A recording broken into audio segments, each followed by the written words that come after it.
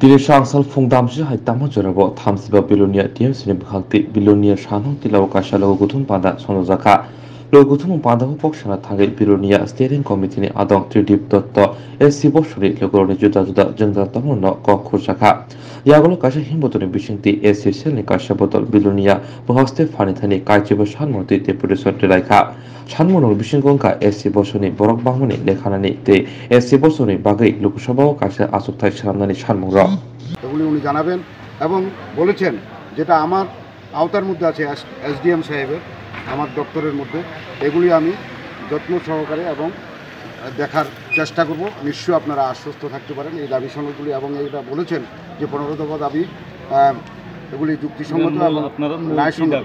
মূল দাবি হলো আমাদের এই রাজ্যের ভুয়া তফসিলি যে সার্টিফিকেট প্রদান করা হচ্ছে এগুলি বন্ধ করতে হবে, তদন্ত করে আর যে সকল ভুয়া তফসিলি সার্টিফিকেট নিয়ে এখনও চাকরি করছে তাদেরকে অবিলম্বে আইনগত ব্যবস্থা নিয়ে আইনের আওতায় নিয়ে তাই ব্যবস্থা নেওয়ার জন্য আবেদন।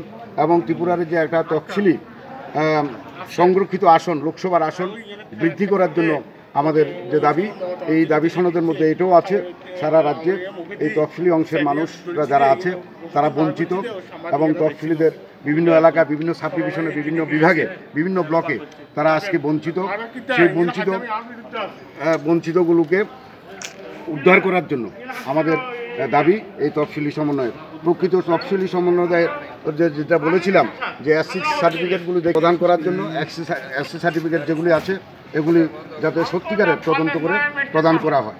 এই মূলত এই সমস্ত 15 প্রতিনিধি আজকে আমরা 3 জনের প্রতিনিধি দল এখানে এসডিএম সাহেবের সঙ্গে দেখা করেছি। এই 3 জনের প্রতিনিধির সঙ্গে স্যারের আলোচনা হয়েছে। ধন্যবাদ।